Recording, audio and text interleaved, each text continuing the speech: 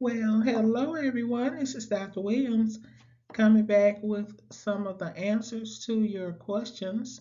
The first question on this list is regarding the 4 strategies to search for grant funding video. And the statement in question is thank you for noting the importance of narrowing the search for a specific grant. Is it best to start searching for grants at the state level versus the national level? So, for those of you who are just getting started on writing grant proposals, my recommendation is that you do searches for proposals that are due within maybe the next 2 to 3 months or 6 months to a year, regardless of whether or not it is a foundational grant or a nonprofit agency offering a grant or a state grant or federal. If it fits the topic that you need funding for, then that's how you decide what to write for. And I would also recommend starting with smaller grants. All right. Question number 2 has to do with the video on basic grant writing tips. Should charts or graphs illustrate the following? The need for requested funding, how grant funds are expected to make a difference for the target population. So I reread that. The need for requested funding and how grant funds are expected to make a difference for the target population. Normally, you would definitely use charts and graphs that paint a picture for your need for the funding.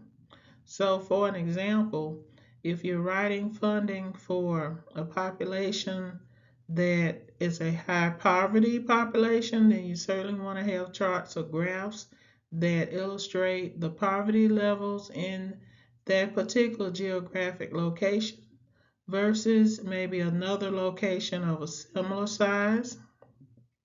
Um, and you also want to include information about how what impact the funding, if received, will make on the target population. And there's another video that looks at high impact grant writing. And then finally, question number 3 has to do with the abstract. How detailed should the abstract be when providing information about what an organization has accomplished? How far back should we go? Do we only include what's considered significant events? So, most funding agencies, if an abstract is required, they will give some guidelines on what to include in the abstract. So, the abstract should be as detailed as necessary based on what the agency is looking for. So normally, the abstract would not contain a lot of information about what the organization has accomplished. That would be in the proposal section where you talk about the organization, unless it's a continuous grant. Um, then you might include some information. If it's a continuation grant, you might include some information about what the organization has accomplished.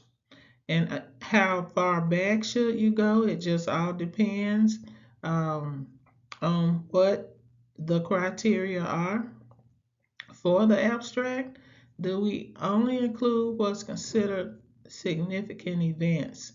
And I wouldn't say that that would be a part of the abstract, but again, it depends on the organization. So those are 3 questions that came in this week.